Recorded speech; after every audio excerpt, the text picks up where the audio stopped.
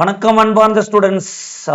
இந்த வீடியோ யாருக்கு அப்படின்னு கேட்டிங்கன்னா நவம்பர் 23 எக்ஸாம் எழுதக்கூடிய ஸ்டூடெண்ட்ஸ். நீங்கள் இன்ட்ரா இருக்கலாம், ஃபைனலாக இருக்கலாம், ஃபவுண்டேஷனாக இருந்தால் டிசம்பர். பட் ஃபவுண்டேஷனுக்கு இந்த வீடியோ நாட் அப்ளிகபிள்ங்க. நீங்கள் யாரும் ஆர்டிகல்ஷிப் போயிட்டு இருக்கல சார். என்ன சார் அப்படின்னு கேட்டிங்கன்னா November 23 attempt is last attempt sir. Lot of pressure sir.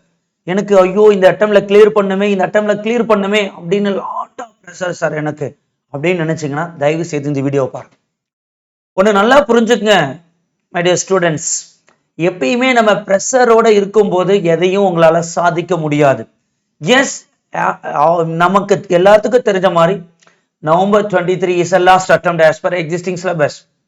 But அது லாஸ்ட் அட்டெம்ப்ட் கிடையாது நம்ம சிஏக்கு. ஓகேங்களா? ஸோ ஒருத்தருக்கு ஆக்சிடென்ட் ஆயிடுச்சு அப்படின்னா ஒரு அட்மிட் ஆயிருக்காங்க, ஒரு பெரிய ட்ரீட்மெண்ட் போயிட்டு இருக்கு. அப்ப சார் லாஸ்ட் ட்ரை பண்ணி பார்க்கலாம் சார் அப்படிங்கிறாங்க. சார் ட்ரை பண்ணி பார்க்கலாங்க, சக்சஸ் ஆச்சுன்னா ஓகே, இல்லைனாலும் இன்னொரு அட்டெம்ப்ட் அடுத்த இதுக்கு போகலாம்ல, அடுத்த டெஸ்ட்டுக்கு போகலாம்ல. ஸோ அந்த மாதிரி தான் உங்களுடைய அட்டெம்ப்ட். ஸோ இதை பார்த்து ரொம்ப பயப்படாதீங்க ஃபர்ஸ்ட். ஏன்னா நான் நிறைய ஸ்டூடெண்ட்ஸ் இன்ட்ராக்ட் ஆகும் போது பயம் சார், இதுல கிளியர் ஆகல, நியூஸ்ல பேசல எழுதணும் சார். இருந்துட்டு போது இருக்கட்டும், ஏன் கிளியர் ஆகலைன்னு நினைக்கிறீங்க? Why you are going with negative? Let us believe positive. இந்த நவம்பர் 23 கிளியர் ஆகுதுன்னு நீங்க ஆகல அப்படின்னா அப்ப என்ன பண்ணணும் நான் சொல்றேன், பண்ணிக்கலாம், ஒன்றும் பிரச்சனை கிடையாது. அதனால நம்ம லைஃபே போறதெல்லாம் கிடையாது. எதுக்காக இதை சொல்றேன் அப்படின்னா உங்களுடைய ப்ரெஷரை ஃபர்ஸ்ட் கம்மி பண்ணுங்க. நார்மல் மைண்ட்ல இருந்து உங்களுடைய நவம்பர் 23 எக்ஸாமை எழுதுங்க. கண்டிப்பா உங்களால கிளியர் பண்ண முடியும். அதை விட்டு உங்க தலையில் நீங்களே ப்ரெஷர் ஏத்துக்கிட்டீங்கன்னா கண்டிப்பா கிளியர் பண்றது கஷ்டமாயிடும், நீங்க ப்ரிப்பேர் பண்ணாலும். சரிங்களா? அதனால டோன்ட் ஹேவ் தட் ப்ரெஷருங்க. அடுத்தது ஸோ 31 ஜூலை எஸ் முடிய போகுது. நீங்க இந்த வீடியோ பார்க்கும்போது முடிஞ்சிருக்கும், இல்லைன்னா முடிகிற டேட்ல இருக்கும். சரி சார், இப்போ நான் என்ன சார் பண்ணோம், ஆஃபீஸ்லேயும் பயங்கர ப்ரெஷர் சார், ஜூலை ஃபுல்லாக என்னால் புக்ஸ் எடுக்க முடியல சார் அப்படின்னா எஸ், எல்லா ஆஃபீஸ்லேயும் இதே பிரச்சனை தான். கிளைண்ட்ஸ் எல்லாம் லாஸ்ட் மினிட்ல டேட்டா கொடுத்துருப்பாங்க. ஸோ ஆடிட்டருக்கு வரக்கூடிய ப்ரெஷரை உங்கள் மேலே போட்டிருப்போம், வேறு வழி கிடையாது. ஸோ இந்த மாதிரி தான் இருந்திருக்கு. ஆகஸ்ட் 1ல இருந்து you start prepare for your exam. ஓகேங்களா? செப்டம்பர்ல தான் மறுபடியும் டாக்ஸ் ஆடிட் ப்ரெஷர்லாம் வரப்போகுது.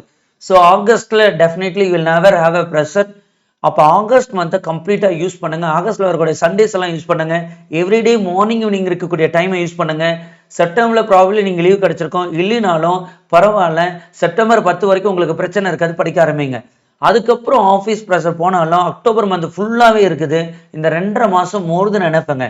ஏன்னா நீங்க எல்லாருமே ஆல்ரெடி படிச்சிருப்பீங்க, ஆர்டிகல்ஷிப்ல போயிட்டு இருக்கீங்களா. அப்ப ஜஸ்ட் ரிவிஷன் மட்டும் நல்லா புரிஞ்சுங்க. ஃபர்ஸ்ட் டைம் படிக்க போறது கிடையாது. அப்ப ரிவிஷன் மாடல் டெஸ்ட்டுக்கு உங்களுக்கு இந்த டைமே போதுங்க. புரியுதுங்களா? ஸோ இன்னைக்கு பார்த்தது என்ன அப்படின்னு கேட்டிங்கன்னா இந்த வீடியோவில் நம்ம ப்ரெஷர் ஆகக்கூடாது, நார்மல் மைண்டில் இருக்கணும். அடுத்த டைம் பத்தலை அப்படின்னு நம்ம நினச்சிட்டு இருக்கக்கூடாது. டைமு போதும். நம்ம ஆகஸ்ட் மந்த்தும் செப்டம்பர் 10 நாள் ஃபுல்லாக யூஸ் பண்ணுங்க. அக்டோபர் லீவ் எடுத்தீங்கன்னா அக்டோபர் ஃபுல்லாக யூஸ் பண்ணுங்க.